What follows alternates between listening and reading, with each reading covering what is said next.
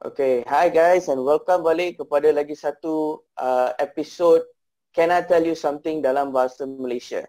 Alright, untuk bulan ini saya Harish Kumar ingin buat satu temu bual dengan satu guest yang sangat istimewa. Tapi sebelum tu saya nak ceritakan sikit berkenaan dengan Support Don't Punish. Sempena bulan Jun ni, iaitu ialah bulan Support Don't Punish.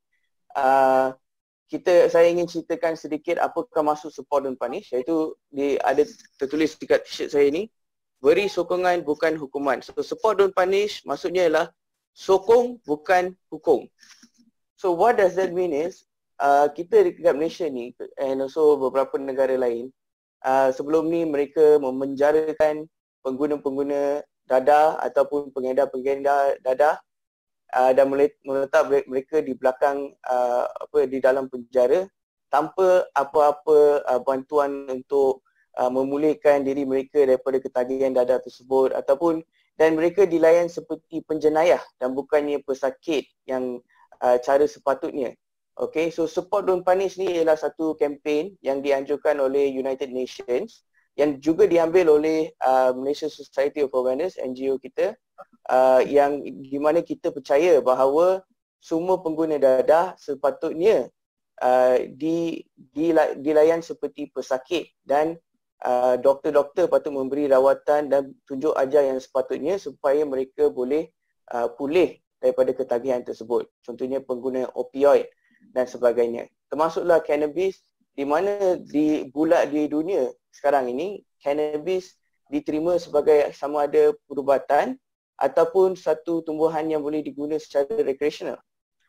So sebelum kita masuk ke interview kita, saya juga nak mention sedikit berkenaan dengan petition yang Malaysia Society of Awareness ataupun MASA telah anjurkan beberapa tahun lepas untuk membantu Dr. Ganja dan Luqman yang kini berada di dalam penjara disebabkan oleh tuduhan mengedar cannabis ataupun ganja. Dan petition tersebut seperti ditunjukkan di skrin sekarang telah mencapai 85,000 tanda tangan dan kini semakin meningkat. Saya harap anda semua juga boleh tanda tangan petition ini dan juga kongsikan kepada ahli keluarga anda dan juga rakan-rakan anda supaya kita boleh membantu Kapten Amaruddin ataupun Dr. Ganja dan juga Luqman. Okay, so marilah kita invite Cik Yus. Cik Yus ialah anak kepada Kapten Amaruddin ataupun also known as Dr. Ganja. So Cik Yus, can you hear me? Okay, boleh dengar. Okay, Cik Yus, selamat datang kepada Temuduga show Can I Tell You Something. Okay, thank you. Thank you Yus for being on our show. So hari ni saya ada beberapa soalan nak tanya Cik Yus. Okay, sebenarnya kita pun di masa kenal Dr. Ganja dan mengikut perkembangan beliau sejak beliau ditangkap, dan di sini saya ingin mengetahui lebih berkenaan dengan sejarah beliau. So soalan pertama yang saya nak tanya ialah apakah sejarah Kapten Amaruddin? Apakah kejayaan beliau sebelum ini dan hidup beliau? Cuba ceritakan sikit. Okay, actually Kapten Amaruddin ataupun dikenali sebagai Dr. Ganja adalah seorang bekas pegawai tentera yang berkhidmat daripada tahun 1977 sehingga 1969. Beliau menyertai tentera daripada bawah sehingga dia mencapai pangkat kapten. Seorang yang sangat berdisiplin, tiada rekod jenayah, tiada sebarang penyakit asalnya dalam semasa dia masih berkhidmat dalam Angkatan Tentera Malaysia. Dia pernah diberikan beberapa penganugerahan oleh Angkatan Tentera Malaysia, antaranya diberi penghargaan oleh Datuk Muhammad Amin bin Mat Salleh salah seorang Brigadier General untuk pengurusi Kor Regimen Ranger Diraja. Sebab ayah saya adalah angkatan tentera dalam unit Ranger. Tapi ayah Dr. Ganja ni selepas dia bersara, beliau mula mengalami penyakit 3 serangkai iaitu kencing manis, darah tinggi dan jantung. Sehingga beliau mengalami penyakit ni menyebabkan dia macam memberi banyak kesan sampai sehingga tahap dia daripada asalnya ayah saya terlibat dengan pengambilan cannabis ataupun ganja bermula apabila dia mengalami penyakit yang memberi kesan yang sangat teruk di mana beliau macam mana. You rasa saya boleh cerita dulu ke ataupun just cerita yang the first pasal Kejaya saja? Tak apa, silakan. You can go ahead and tellkan because saya tahu Captain ni sebelum ni dia ada penyakit tu, and then that's why he started mengambil tumbuhan ganja ni kan. Cuba ceritakan macam mana dia punya experience dia. Okay, since dia retired, dia bekerja, dia berniaga sendiri, and then dia mula sakit pada umur dia 50-an macam tu. Mula kena penyakit jantung, kencing manis dan darah tinggi. Dan actually pada tahun, saya tak ingat tahun bila, dia mula ada asalnya adalah kena batu karang saja. Batu karang dia penyakit itu melarat dan terus melarat daripada asal ada masalah batu karang sehinggalah dia terpaksa untuk remove kidney dia, one of the kidney lah. Dia sebelum ni adalah seorang pesakit yang betul-betul ambil perubatan 100% melalui hospital. Tak silap saya masa mengambil asalnya pada batu karang 3 tahun macam tu, kehidupan kami berulang alik ke hospital saja. Sama ada dia buat rawatan dengan IJN dan untuk masalah selebihnya batu karang untuk urologi ni dengan PPUM lah. Sampai dia terpaksa remove kidney, saya mula down sebab dia kata kenapa dia buat rawatan ikut macam doktor advice, makan dan akhirnya daripada buah pinggang dia yang elok hingga jadi rosak kesan pengambilan ubat-ubatan ni. Lepas dia remove kidney and then try nak recover diri dia balik, tambah lagi satu penyakit, dia dapati pula dia ada tumor dekat spinal cord dia, and then doktor suspect takut cancer lah, and advise my father untuk remove the tumor dekat spinal cord tu. Tapi risiko dia adalah ayah saya akan lumpuh daripada kesan pembedahan tu nanti. So ayah saya makin down, makin sakit. Kalau istilah je seumpama macam mayat hidup tau. Dia tak mampu nak buat apa-apa, memang yang kesihatan sebegitu. Sampai satu hari tu, ini berdasarkan cerita dia cerita kat saya lah. Dia sangat down, dia macam mula putus harapan dan putus asa dengan rawatan hospital. Bagi dia, seolah-olah macam doktor semua hanya menjadikan dia sebagai bahan uji kaji, trial and error. Dan ubat-ubatan yang diberi tu adalah, sebelum ni saya makan diberi morfin dan sebagainya. Ubat-ubat tu semua adalah dadah yang hanya untuk mengurangkan dan mengawal tapi bukan untuk merawat.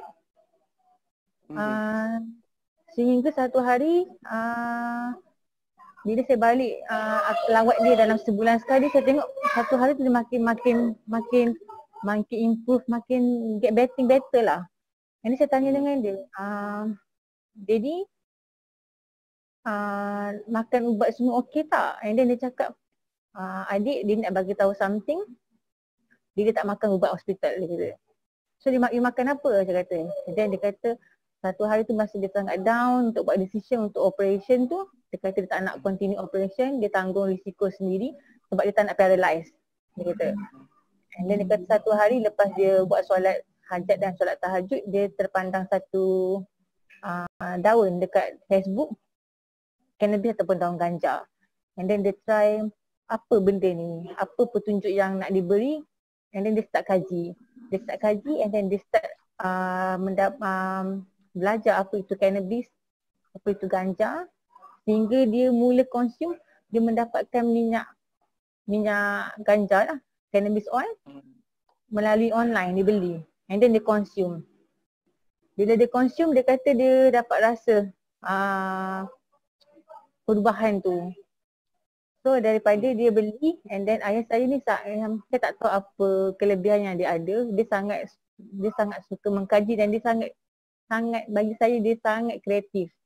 And then dia kaji, and then dia formulasikan sendiri untuk diri dia. And then pada asalnya saya takut, saya marah dia, saya kata kalau dia ni consume benda ni ganja, benda ni kan dadah, saya kata. So benda ni salah. Kalau you kena tangkap macam mana? Dengan dia. And then dia banyak bagi penerangan, dia suruh saya Google, suruh saya belajar sama-sama. And then dia cakap ni daripada segi Islam lah. Dia cakap ganja ni sebenarnya bukan dadah, dia adalah sejenis tumbuhan yang diciptakan oleh Tuhan untuk kita gunakan. Dia kata tapi undang-undang yang memasukkan ganja ni sebagai dadah, dia kata. Actually kebanyakan dadah yang kita sekarang ni kat luar adalah dadah jenis sintetik yang kita reka, kita cipta. Tapi ganja tak, dia daripada segi Tuhan yang Tuhan cipta, dia kata. So macam mana dia akan jadi haram bila kita salah guna. Lagi kita tak salah guna, dia tak jadi haram lah. So bila dia banyak bagi pendedahan, saya pun mula untuk bersama-sama cuba belajar. Tapi yang membuatkan saya rasa kagum, ayah saya makin sihat. Daripada seorang yang kita panggil mayat hidup, dia dah jadi seorang yang sangat sihat, alhamdulillah. Dan dia mula berkongsi dekat laman sosial dia. Dia suka kongsi dengan orang, dia kata apa benefit yang dia terima, dia suka share ilmu yang dia ada. So biar semua orang tahu, dan jangan semua orang keji tumbuhan yang ciptaan Tuhan ni. Ya, betul. Ya, actually betul juga cerita, thank you for explaining Yus. Cerita anda sebenarnya, cerita Dr. Ganja ni, dia sama seperti cerita Puan Yuki. Puan Yuki, Cik Yus kenal kan? Pernah jumpa? Nah. So, Cik Puan Yuki ni, beliau pun dulu ialah seorang pesakit. Beliau ada masalah hypokalemia ataupun kekurangan potasium dalam badan. So beliau pun mengguna cannabis secara perubatan dan mengatakan perkara yang sama, iaitu tumbuhan tu ialah buatan Tuhan yang perkenalkan dalam hidup beliau untuk membantu situasi beliau, untuk memulih daripada penyakit beliau tu. So ramai seperti Dr. Ganja, Puan Yuki dan sebagainya, pesakit-pesakit di merata dunia yang kadang-kala tidak ada jawapan ataupun tidak ada solusi bagi penyakit mereka, dan mereka mencari satu solusi yang berfungsi dan juga sihat dan natural. Dan itulah di mana kadang-kala orang kata Tuhan menunjukkan bahawa adanya satu tumbuhan seperti cannabis di dunia ni yang mampu membantu. So kenyataan ni di luar negara memang nyata boleh dilihat. Di banyak negara mereka dah mula legalisasikan perubatan dan juga penggunaan rekreasi cannabis. Macam Cik Yus cakap tadi, berkenaan dengan kajian yang Dr. Ganja ataupun Kapten Amiruddin lakukan, saya rasa beliau pun dekat Facebook beliau pernah mengeluarkan satu papan putih dan explain macam mana THC dan CBD dan sebagainya fungsi dalam badan. So beliau memang mengkaji secara mendalam dan faham, dan kenapa beliau menggunakannya ialah disebabkan beliau ada penyakit yang ingin dirawat. Betul, Cik Yus? Hai Cik Hai, Yus. sorry. Tak apa. Sekarang boleh dengar? Sekarang boleh dengar? Okey, kita masuk ke soalan nombor 2 ya. Okey. Okey, soalan nombor 2 ialah bilakah dan mengapa Dr. Ganjar atau Kapten Amaruddin ditangkap? Secara ringkas dan juga cerita hari beliau di Bekas tu, apakah yang berlaku pada hari tersebut? Dan mungkin sedikit berkenaan dengan situasi sekarang, situasi tuduhan beliau. Kalau nak cerita bagaimana dia ditangkap pada hari Jumaat, satu hari sebelum Ramadan pada tahun 2017, bulan 5. Tak silap saya dalam 20, saya tak ingat tarikh, tapi bulan 2017, bulan 5, saya punya ingatan adalah hari Jumaat, satu hari sebelum Ramadan. Okey. Saya tak ada kat tempat kejadian. Waktu tu saya bekerja, dapat panggilan telefon daripada adik ipar saya. Dikatakan ayah saya diserbu dan diberkas oleh polis dan anggota sting daripada Bukit Aman. Dapat information ayah saya digari dan diacukan pistol. Rumah saya digeledah daripada pukul dalam tengah hari dan dikatakan selesai dan ayah saya dibawa ke balai polis mungkin pada waktu petang, dah dekat nak maghrib macam tu lah tempoh dia tu. Selepas saya dapat panggilan telefon daripada adik ipar saya mengatakan ayah saya dah diserbu oleh anggota sting dan anggota polis, saya tak dapat apa-apa info pun. Saya tak tahu nak buat apa. And then saya terus bergerak ke Shah Alam, try tanya sebab saya nak dapatkan information mengenai ayah saya. Saya tak ada maklumat. Ayah saya di mana, ditangkap macam mana, keadaan semua tak tahu. Jadinya bila saya daripada Kuala Pilah, daripada tempat tinggal saya pergi ke Shah Alam. Tak tahu macam mana nak hubungi, tak tahu macam mana nak cari ayah saya. Jadi saya bermalam di rumah kakak saudara saya di Shah Alam, and then dia meminta pertolongan daripada beberapa kenalan dia lah untuk identify, untuk semak. Sebab masa tu untuk pengetahuan hari saya tunggu di mahkamah Pelang. Sebab saya beranggapan mungkin bila ayah saya ditangkap dia akan dibawa ke mahkamah. Saya tunggu sehinggalah tak ada berita, tak tahu mana ayah saya. Kakak saudara saya dapatkan information, dapatkan nama IO and then contact IO. Baru saya dapat jumpa ayah saya. Ayah saya direman, tak silap saya 14 hari rasa. Tapi dalam keadaan yang saya ditekan dan disogok dengan Akta 39B, gantung sampai mati. Itu yang diulang. Tapi untuk pengetahuan semua, gelaran Dr. Ganjar adalah diberi oleh warga-warga net di media sosial, terutama Facebook. Gelaran tu diberi kepada ayah saya. Bukan ayah saya menggelarkan diri Dr. Ganjar. Dan untuk pengetahuan semua, perkara yang utama yang saya nak sampaikan kat sini, ayah saya ditangkap dengan pertuduhan memiliki ganja di bawah Seksyen 39B. Tetapi barang rampasan yang dirampas pada hari tersebut tak ada pun dia orang panggil apa? Ganja mampat pun. Sebenarnya ayah saya dah mula menggunakan hemp. Hemp adalah dalam kategori ganja. Tapi ayah saya membeli hemp tu secara legal di kedai organik. Dan sebenarnya yang menjadi isu persoalan saya di sini adalah barang rampasan daripada segi produk, makanan dan sebagainya yang ayah saya buat tu adalah semua daripada hemp.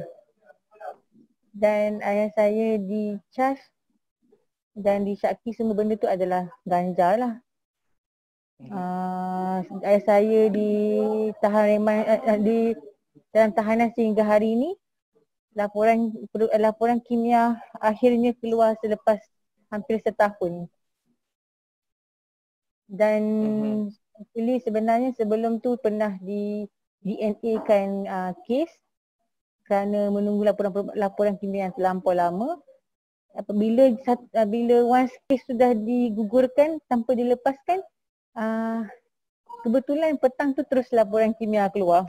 And then ayah saya di-charge semula dan dipindahkan ke Mahkamah Tinggi. Okay. Hemp sebenarnya ialah satu tumbuhan spesies cannabis yang tidak mengandungi THC ataupun delta-9 tetrahydrocannabinol yang membuatkan orang rasa hayal.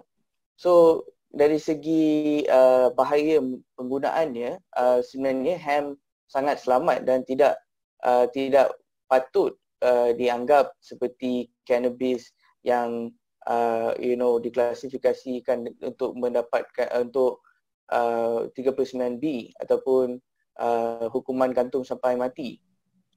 Tetapi buat masa kini di Malaysia masih tiada definisi yang khas untuk tumbuhan hemp, dan hemp juga masih dianggap sebagai cannabis sativa. Tetapi untuk kes Kapten Namarudin, disebabkan sekarang kerajaan pun sedang memandang ke arah menanam hemp di negara Malaysia untuk mendapatkan hasil untuk meningkatkan ekonomi daripada hasil serat dan juga bijinya yang boleh digunakan untuk membuat minyak, dan juga tumbuhannya secara sepenuh yang boleh diambil CBD ataupun cannabidiol daripada bunga ataupun daun-daunnya dan satu pokoknya untuk digunakan dalam perubatan. So dengan situasi terkini dalam negara, saya rasa Kapten Namarudin dan Luqman patut diberi peluang untuk meneruskan kehidupan secara biasa dan tidak dihukum mati. Tetapi itu tertakluk pada mahkamah, dan kami harap dan akan sentiasa menyokong supaya mereka tidak harus hilangkan nyawa mereka. Okey, Cik Yus, boleh dengar? Boleh. Okey, kita masuk ke soalan seterusnya ya. Cik Yus, pesakit-pesakit yang Dr. Ganja ataupun Kapten Namarudin pernah merawat sebelum ni, ada ke siapa-siapa yang pernah ke depan ataupun siapa-siapa yang ingin Cik Yus ceritakan berkenaan? Sebenarnya daripada segi pesakit ni saya tak berapa kenal, sebab saya tak tinggal serumah dengan ayah saya. Tapi antara yang saya pernah tahu adalah yang the main issue adalah ayah saya tak pernah menjual tau. Orang-orang yang datang ni dia hanya nak mendapatkan nasihat dan rawatan. Antara pesakit-pesakit yang pernah mendapatkan khidmat macam daripada ayah saya ni, antaranya adalah yang autism. Ada juga yang saya pernah ada dua pesakit autism. Antaranya yang saya ingat adalah daripada Terengganu, tak silap saya. Ya, betul. Anak dia daripada tak boleh nak kontrol diri, tak boleh nak bertutur, hyper, sehingga dah normal, dah boleh pergi sekolah, dah mampu bercakap dan seperti kanak-kanak normal. Berbeza dengan yang sebelum ni lah. Yang itu yang saya dapat panggilan daripada family dia orang. Lagi satu sekarang dekat luar negara, tak silap saya. Tapi saya tak ingat nama dia sebab actually I sorry untuk pesakit-pesakit ni saya tak berapa nak ni, sebab sebelum ni saya risau benda ni tak diterima di Malaysia. So saya selalu remind ayah saya untuk berhati-hatilah. Tapi saya tak campur pun untuk pesakit-pesakit ni. Tapi saya faham. Memang banyak lah. Ada yang pernah kena AIDS AIDS dia dapat daripada asalnya daripada derma darah. Sorry.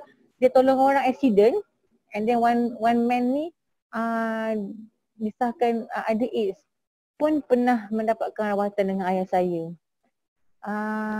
Ada yang kanser, ramailah Haris, memang ramai. Kebanyakan kanser, anxiety, ada yang depression, ada yang saya tengok daripada golongan bawahan, golongan doktor-doktor profesor pun ada pernah berjumpa dengan ayah saya untuk dapatkan rawatan. Cuma saya nak tekan kat sini, sebenarnya konsep dia senang je. Memang cannabis ni boleh merawat kanser antaranya dan beberapa penyakit lain. Tapi dia bukanlah satu tumbuhan yang boleh rawat semua penyakit. Ada penyakit-penyakit yang sesuai. Dan benda ni mesti digabungkan macam you cakap tadi. Cannabis ni more kepada THC and the hemp is more to the CBD. So benda tu mesti bergabung merawat sorry kalau saya salah kalau untuk ayah saya, apa yang saya pernah dengar ayah saya cakap, kita perlukan THC. Contoh, kalau orang sakit dia perlukan, kalau orang sakit dapat tidur, dapat makan, tak stres, dia akan sihat. Tapi so untuk bantu dia tu, itulah perlunya THC. Dan untuk merawat dia adalah perlukan CBD lah. So yang itu gabungan yang saya ni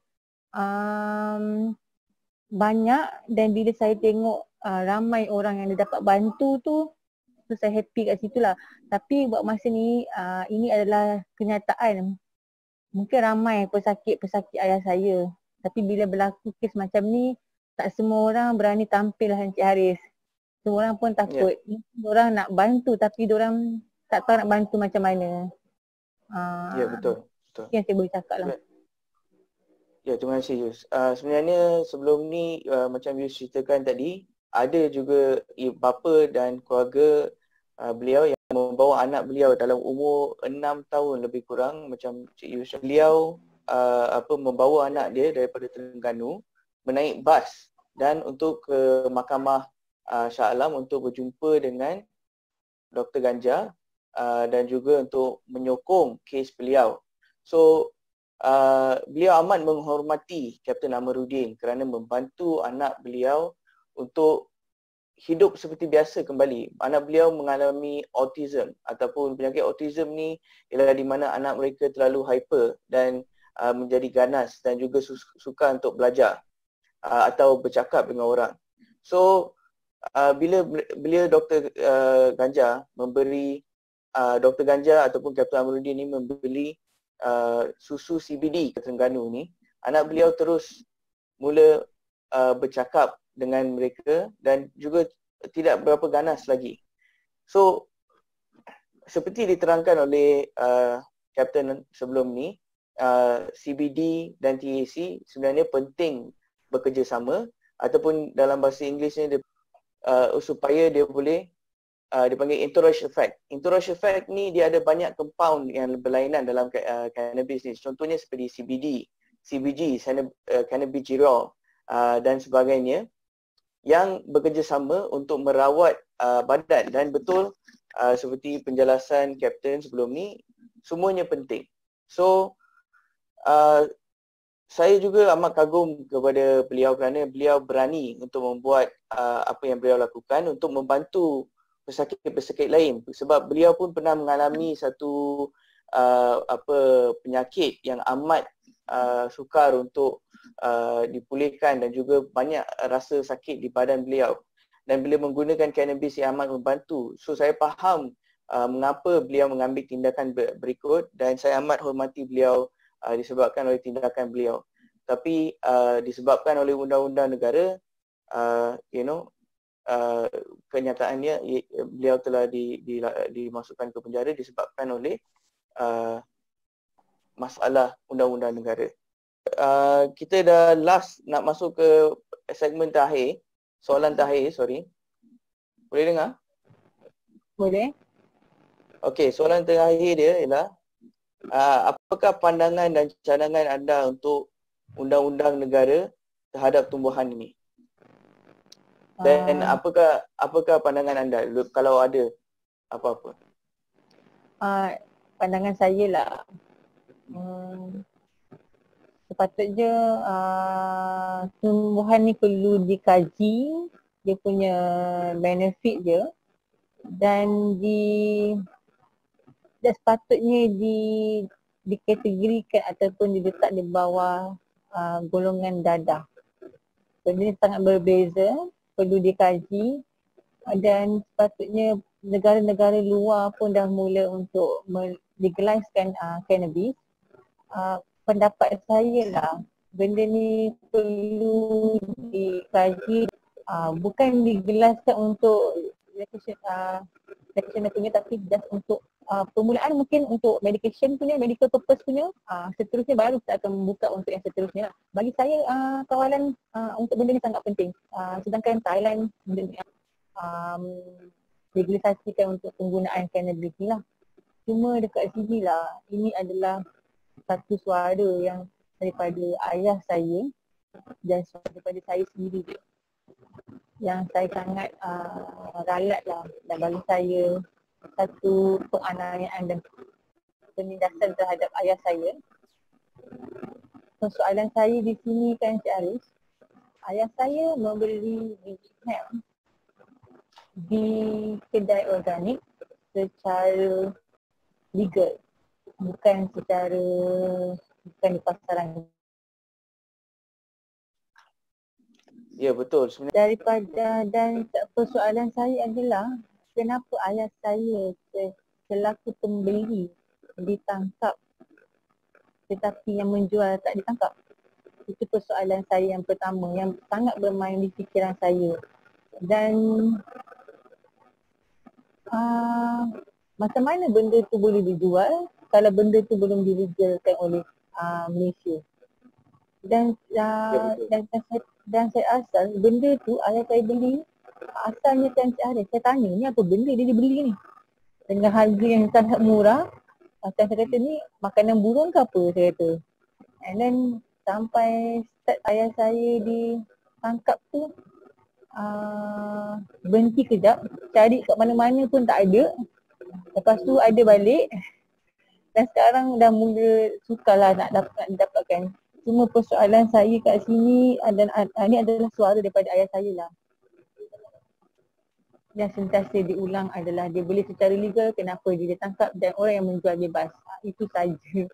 Sebab bagi saya benda ni sangat penting lah, dan untuk meletakkan satu ketuduhan ataupun nak charge seseorang tu, the first orang yang nak charge tu kena ada knowledge lah bagi saya. Kena ada knowledge sebelum nak. Bagi saya benda ni penganiayaan lah. Ya, betul. Betul Cik Yus. Sebenarnya cannabis yang Dr. Ganjar beli adalah secara halal ataupun dijual di pasaran. Dan banyak juga produk-produk hemp yang kini dan masa ketika dulu selama 10, 15, 20 tahun sebelum ini, seperti di body shop, di Aeon dan sebagainya, terdapat banyak produk hemp yang dijual secara legal ataupun secara tidak terkawal, sebab pada waktu itu kerajaan tidak faham apakah perbezaan hemp dengan cannabis yang mereka klasifikasi sebagai dadah Schedule 1. So pada waktu itu banyak produk hemp terdapat di pasaran dan Dr. Ganjar membeli bijinya dan telah menggunakannya dan dianggap secara benda itu ialah salah. So saya harap kerajaan dapat meneliti perkara ini dan juga mahkamah dapat mempertimbangkan persoalan kes Dr. Ganjar dan juga Kapten dan juga Lokman. So, okey, terima kasih Yus kerana mengikuti interview ini di Can I Talk. Can I tell you something? Thank you very much. Okey, sama-sama. Terima kasih juga sebab mengingati dan berminat untuk buat talk ni lah, untuk mengulas tentang ayah saya. So saya harap orang kat luar sana tak lupa tentang Dr. Ganjar. Yep. Dan terus support dan mendoakan supaya ayah saya bebas. Baik, terima kasih. Terima kasih Yus. Okay, so untuk tamatkan show pada hari ini, saya ingin terangkan pada anda yang masa sekarang untuk menyokong kes Dr. Ganjar. Kami telah mengeluarkan t-shirt seperti tertera di skrin anda. So t-shirt ni akan dijual melalui masa dan dia punya profit ataupun tulangannya semuanya akan diberi kepada keluarga Dr. Ganjar untuk membantu beliau dan kes beliau. Dan juga kalau siapa-siapa yang ingin membuat apa-apa donation, boleh lakukan kepada akaun seperti yang tertera di skrin anda sekarang. Dan yang terakhir sekali, juga jangan lupa untuk tanda tangan petition re-examine cannabis seperti diterakan dalam skrin anda, sebab petition ini bukan saja ditujukan kepada Yang di-Pertuan Agong, kepada Perdana Menteri, kepada Kementerian Kesihatan dan sebagainya, dan juga AG untuk mendapatkan perubahan undang-undang. Ia juga meminta untuk kajian dilakukan supaya kita boleh faham apakah efeknya kepada mental dan juga untuk kesihatan badan, supaya tiada lagi salah faham berkenaan dengan tumbuhan cannabis dan juga hemp. So terima kasih semua dan jumpa lagi di episod seterusnya. Take care.